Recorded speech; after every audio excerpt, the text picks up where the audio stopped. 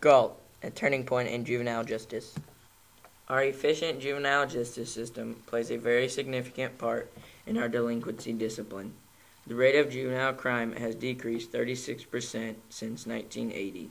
This disciplinary structure was not an easy factor to apply to our modern society.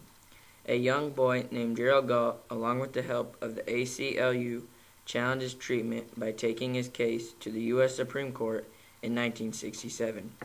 This case was a major turning point in the juvenile justice system. Before Gault's case, juvenile rights were not recognized. Throughout our country's history, fear of juvenile crimes have elicited many different responses, including the orphan trains of 1850, where the orphan's only crime was not having a family. These trains were used to transport the orphans to families in the West, to prevent them from falling into a life of crime. But these actions didn't prevent all juvenile crimes. By 1884, a curfew law was put into place to try and solve some of these unlawful actions committed by juveniles. However, delinquency rates around 1917 continued to rise with the start of World War I due to single mothers working, leaving children unsupervised. The U.S. Senate created a committee in 1953 to investigate juvenile delinquency. While juveniles still didn't have all the rights that adults did, juveniles in Missouri had a right that juveniles in other states did not. The Juvenile Court Act of 1957 assured youth the right for representation before they were committed to a state training school. The Unified Juvenile Court Act in Missouri passed, which distinguished between delinquency and status offenses. Even though this act was passed, not all judges abided by this during prosecution of a juvenile. In 1964, less than 5% of juvenile cases had lawyer representation.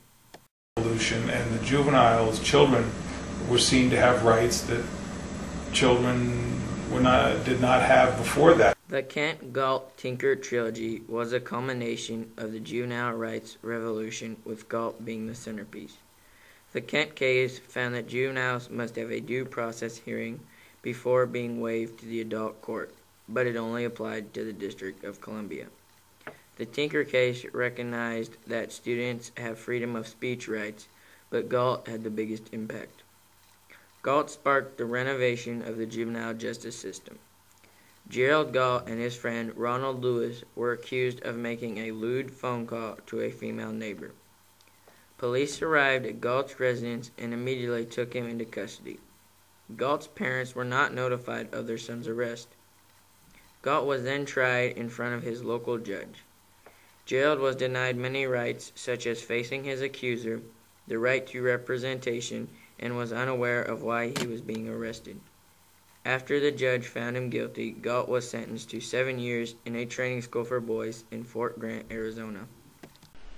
What really made me angry and my father hopping mad was whenever my mother asked if she could give me a kiss goodbye. The judge told my mother, no, white trailer trash does not have that right. In 1967, Gault's case was overturned by the U.S. Supreme Court. In his opening arguments before the court, Gault's attorney, Norman Dorson, boldly stated the rights that Gault should have had but was denied. This case raises important constitutional questions concerning the extent to which requirements of procedural fairness guaranteed by the Due Process Clause of the 14th Amendment are applicable to juvenile proceedings, held in failing to provide the following basic protections: the right to effective assistance of counsel, the right to adequate notice of the charges of delinquency, including time to prepare, the right to confront and cross-examine the complainant, the privilege against self-incrimination, and the right to a transcript and meaningful judicial review. His case resulted in juveniles receiving their children's procedural rights. Gault also lowered the age of being tried as a juvenile from 21 to 18. According to Douglas Abrams, Gault energized children advocates in the 1970s to challenge the squalid conditions of confinement prevalent in many of the nation's secure juvenile correctional institutions. In 1974, a Juvenile Justice and Prevention Act was put into place. This act allowed federal monies to be given to states. In order to receive this money, the state had to do 4 things. Separate juveniles from adults. Juveniles could not be put into an adult prison after being convicted.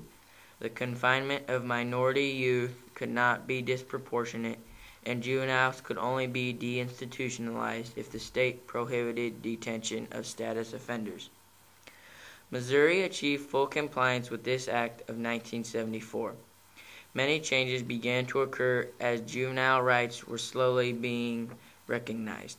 From 1992 to 1993, more than 60 bills relating to juveniles were introduced by the Missouri legislature. An important act was signed by Governor Carnahan stating that juveniles under the age of 12 could not be put into a training school or a rehabilitation center. These acts pertaining to juveniles slowly made their way across the country, but one state in particular became known as the model state. Missouri was awarded this honorable title for not only correctly prosecuting juveniles and assuring them of all their rights that they were entitled to, but going farther by changing the way youth are dealt with during confinement. In Missouri, the decision was made to assess each youth for both their risk as well as their needs and develop individualized treatment plans and to have a variety of levels of care to provide for their service. The Missouri model helped change the conditions of the homes that juveniles were being committed to. Before the Gault case, juveniles were being treated as adults. They weren't getting the help that they needed. The conditions of the facilities that juveniles were going to were deplorable. The facilities were not offering rehabilitation to the juveniles. Instead, they were focused on punitive measures that anyone today would recognize as abuse. Missouri state schools were some of the worst facilities in the nation.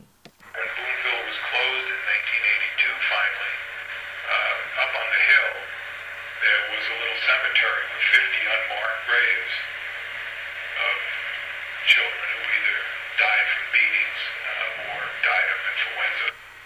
The cells that juveniles were staying in were very unsanitary. Most cells had one bed and a toilet. Juveniles were not offered much. These facilities did not give the juveniles a solid structure to lean against as they were going through their adolescent years. Gault's case not only made Missouri legally obligated to provide juveniles with their civil rights, it also served to spotlight the deplorable conditions at the training facilities. Missouri began to focus on the condition of the homes that youth were being detained in and started creating smaller facilities with more staff and better living conditions. Missouri approach, and that's a humane, therapeutic, and developmental environment. So youth sleep in dorm rooms where they're supervised by staff all the time.